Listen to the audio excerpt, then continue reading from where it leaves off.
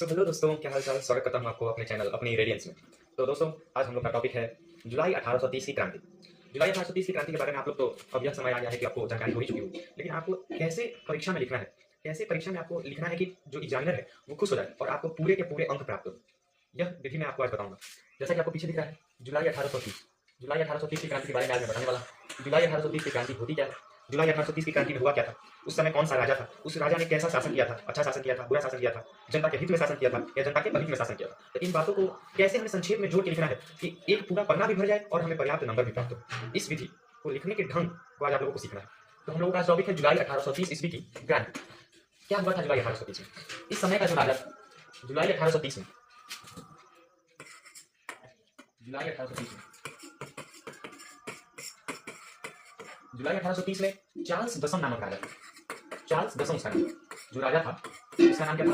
Charles दसम। ठीक है, जुलाई 1830 में जो राजा था उसका नाम चार्ल्स दसम। वह एक निरंकुश एवं प्रतिक्रियावादी शासक था। निरंकुश मतलब आप लोग आसान भाषा में समझिए कि वो जनता के हित में कार्य नहीं करता।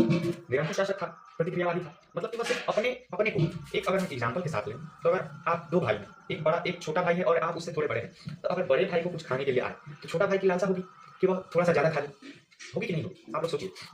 तो बड़े भाई और छोटे भाई दोनों के लिए पापा लाए, लेकिन लालसा किसकी होगी? छोटे भाई की होगी, क्योंकि वो छोटा है और उसके मन में ज्यादा है कि मैं कुछ ज्यादा खा लूं। तो वही मैं उस चार्ल्स, यह बात उसके लिए नहीं है, चार्ल्स दसम के लिए मैं यह बात बता रहा हूँ कि चार्ल्स दसम क्या है, उसको जितना अपनी प्रजा के लिए करना है वो उतना तो कर नहीं रहा है, लेकिन चार्ल्स दसम क्या कर रहा है, वो स्वयं के लिए कार्य कर रहा है। चार्ल्स दसम क्या कर रहा है, वह स्वयं के लिए कार्य कर रहा है, जनता के लिए कार्य नहीं कर रहा है। तो चार्ल्स दसम एक निरंकुश एवं प्रतिक्रियावादी शासक था। चार्ल्स दसम कैसा शासक था? निरंकुश एवं प्रतिक्रियावादी शासक था। यह नोट कीजिएगा, यह बात आपको जानी है। निरंकुश एवं प्रतिक्रियावादी, प्रतिक्रियावादी। अगर आपके प्रश्न में आ जाए कि जुलाई 1830 की क्रांति, जुलाई 1830 की क्रांति का वर्णन करें, तो आप सर्वप्रथम प्रथम लाइन में क्या लिखेंगे कि जुलाई 1830 के समय फ्रांस का राजा चार्ल्स दसम था। कौन था? फ्रांस का राजा चार्ल्स दसम था। फ्रांस का राजा चार्ल्स दसम था। जुलाई 1830 के समय फ्रांस का राजा चार्ल्स दसम था और वह एक निरंकुश एवं प्रतिक्रियावादी शासक था। कैसा शासक था? निरंकुश एवं प्रतिक्रियावादी शासक। ठीक, जिसने फ्रांस को उभर रही राष्ट्रीयता तथा जनतंत्र की भावनाओं से दबाने का कार्य किया। यह पॉइंट को नोट कीजिए। और राजा कौन था?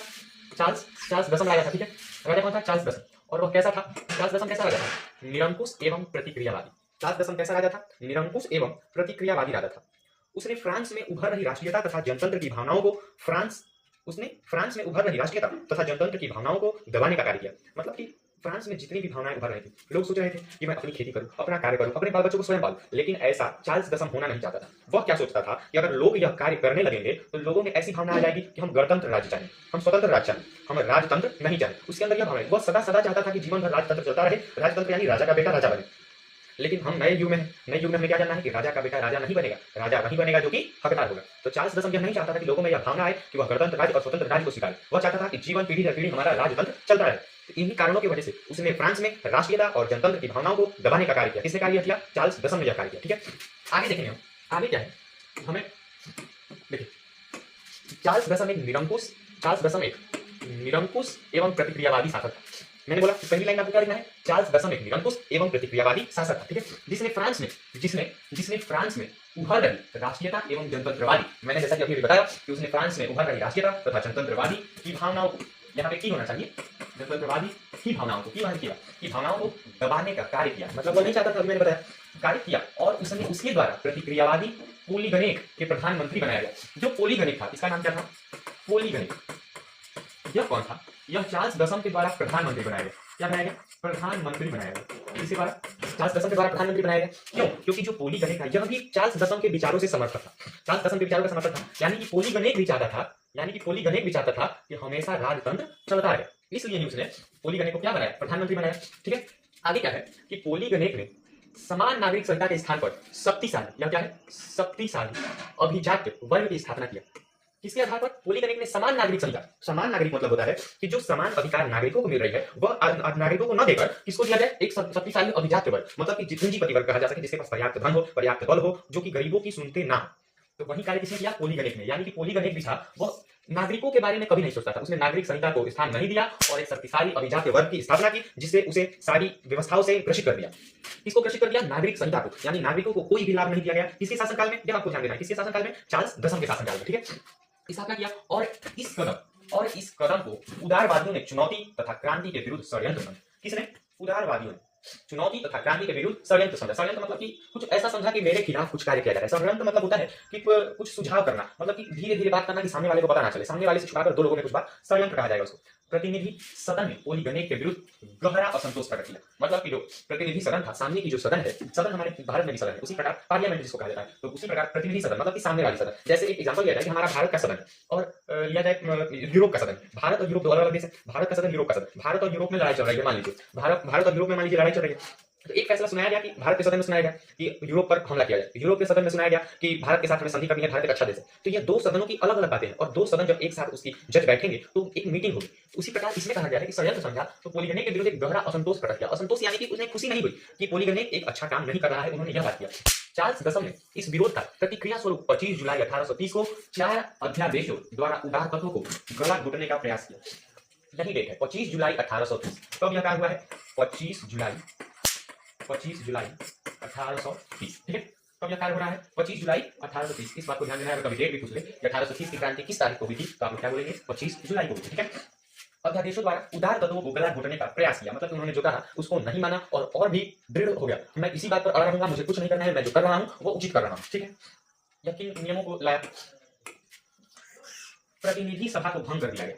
प्रतिनिधि सभा को भंग कर दिया गया, यानी कि जो सभा बैठाई जाती थी फ्रांस में, और सभा नहीं बैठाई जाती है, कुछ शांति का रूप नहीं होता है। फ्रांस में कुछ नया कार्य करना है तो वह नहीं किया जाता है, क्योंकि चार्ल्स दसम चाहता था कि शायद मेरे पास आए, मैं राजतंत्र करूं, मेरा बेटा आगे चल के राजा बने, और जो गरीब लोग हैं, जनता है, उनको सुख प्राप्त न हो। इसी कारण उसने प्रतिनिधि सभा को भंग कर दिया। प्रेस की स्वतंत्रता पर प्रबंधन, प्रेस की स्वतंत्रता पर प्रबंध लगा दिया गया। प्रेस की स्वतंत्रता, प्रेस PRESS, प्रेस यानी कि अखबार पत्र, जहां अखबार छपता है उसे ही प्रेस कहा जाता है। उन पर क्या प्रतिबंध लगा दिया कि वह चार्ल्स दसम के बारे में कुछ बुरा नहीं छाप सकते। प्रेस पर कोई प्रतिबंध लगा दे। प्रेस तो आजकल बिकाऊ भी हो गई है, और कुछ पैसे दे दिया जाए तो तुम्हारे कहने अनुसार भी वह कार्य कर सकती है।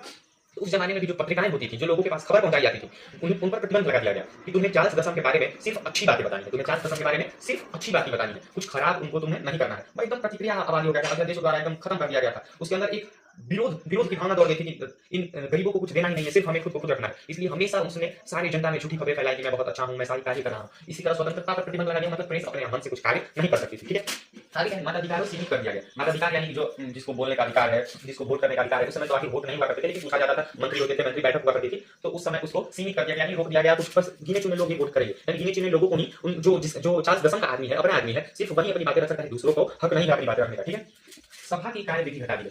सभा की कार्यविधि, जब बैठक होती थी, पहले जमाने में राजा यहाँ बैठते थे और मंत्री इधर बैठते थे। उस समय भी अंग्रेजों के जमाने में भी इसी तरह हुआ करता था कि कुछ कोई एक लीडर यहाँ बैठा है और कहीं अगल बगल हुई सभा हो रही है, मतलब बातचीत हो रही है, उसकी कार्यविधि हटा दी गई। यानी कि अगर वह कार्य 8 घंटे हो रहा है तो उस कार्य को सीधे आगे कर दिया गया 4 घंटे। उस कार्य की अवधि हटा दी गई, न जो लोगों को ज्यादा समय मिलेगा, न लोग ज्यादा सोच पाएंगे। इस विचार से उसने कार्यविधि कम कर दी।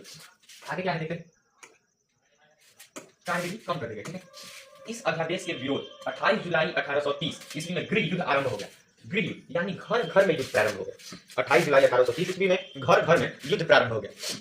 यानी कि क्या हुआ कि फ्रांस में जब यह हुआ कि इन नियमों को जब पारित किया गया, ये सब जो नियम अभी बोले हैं आप सबको, इन नियमों को जब पारित किया गया तो क्या हुआ फ्रांस में कि गृह युद्ध आरंभ हो गया। गृह युद्ध यानी कि घर घर में युद्ध होने लगा, भाई भाई में युद्ध होने लगा, माता पिता में युद्ध होने लगा, पिता पुत्र में युद्ध होने लगा कि तुम ऐसा क्यों कर रहे हो। अगर मान लीजिए कि पिता 10 रुपए कमा रहा है और बेटा 8 रुपए कमा रहा है तो भी युद्ध हो रहा है कि तुम मुझसे 2 रुपए अधिक कैसे कमा रहे हो। भाई भाई में युद्ध होने लगा कि अगर आप 20 रुपए कमा रहे हैं तो मैं 15 क्यों कमा रहा हूँ, मैं भी 20 रुपए क्यों नहीं कमा रहा हूँ। इन छोटी छोटी बातों पर मुठभेड़ होने लगी। तो इसी को 28 जुलाई 1830 की क्रांति को हम इसी कारणवश कहते हैं। जुलाई 1830 की क्रांति परिणाम स्वरूप फ्रांस में बुर्बो वंश अंत हो गया और आर्यन वंश की स्थापना हुई। क्या हुआ कि जब गृह युद्ध आरंभ हो गया तो चार्ल्स दसम भाग गए। जब युद्ध होने लगा तो चार्ल्स दसम भाग गया तो बुर्बो वंश जो था उसका अंत हो गया। अब राजा तो चले गए तो एक नई शासन व्यवस्था तो आनी जरूरी है कि अगर शासन व्यवस्था चली गई तो एक नई शासन व्यवस्था तो आनी जरूरी है। तो जब वह भाग गया तो क्या हुआ, जब वह भाग गया तो एक नई शासन व्यवस्था है जिसे आर्यन वंश के नाम से जाना जाता है। इसके आगे भी लिख सकते हैं आप, लेकिन आपको एक्सप्लेन लिखना नहीं है। आप इतना लिखेंगे तो आपको पर्याप्त अंक मिल जाएंगे। किसकी स्थापना हो गई, बस आर्यन वंश की स्थापना हो गई। आगे आपको सरल भाषा में लिख देना है इन्हीं कारणों बस। आगे आपको क्या लिख देना है कि इन्हीं कारणों से नीचे इन्हीं कारणों से जुलाई 1830 को फ्रांस का ग्रीक क्रांति भी कहा जाता है। ग्रीक क्रांति या ग्रीक युद्ध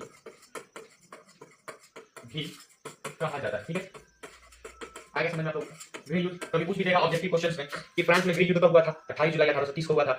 28 जुलाई 1830 को कौन सा युद्ध हुआ था? गृह युद्ध हुआ था। 1830 में, जुलाई 1830 में किस राजा का शासन था? तो किसका शासन था? चार्ल्स दसम का शासन था। चार्ल्स दसम किस वंश का राजा था? बुर्बो वंश का राजा था। चार्ल्स दसम बुर्बो वंश के बाद कौन सा वंश की स्थापना हुई? तो आर्यस वंश की स्थापना हुई। इन बातों को आपको हमेशा याद रखना है, क्योंकि इन ऑब्जेक्टिव क्वेश्चंस में भी आपको लाभ होंगे। अगर आपको ऑब्जेक्टिव क्वेश्चंस की भी जल्द से जल्द वीडियो चाहिए तो आप बताइए, मैं एक वीडियो लाऊंगा जो कि आपके एग्जाम के लिए बहुत महत्वपूर्ण होगी। और एग्जाम में आपको कौन कौन से सोशल साइंस और मैथ के प्रश्न आने वाले हैं मैं आपको बताऊंगा। किस किस के क्वेश्चन आने वाले हैं? मैथ और सोशल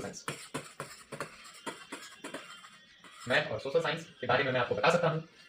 आप कमेंट में बताएं कि मुझे मैथ की वीडियो चाहिए, सोशल साइंस की वीडियो चाहिए, जल्द से जल्द चाहिए, क्योंकि हमारी परीक्षा में बहुत ही सीमित समय बच चुका है। तो आपको जान लगा देनी है इस तैयारी, क्योंकि आपको माता पिता का नाम खुश करना है, ऊंचा करना है। तो आज के लिए बस इतना ही। पढ़ते रहिए, हंसते रहिए, मुस्कुराते रहिए। बहुत बहुत धन्यवाद। मैं प्रियम चौबे आपको धन्यवाद देता हूँ कि आपने अभी तक यह वीडियो देखा। बहुत बहुत धन्यवाद। हंसते रहिए।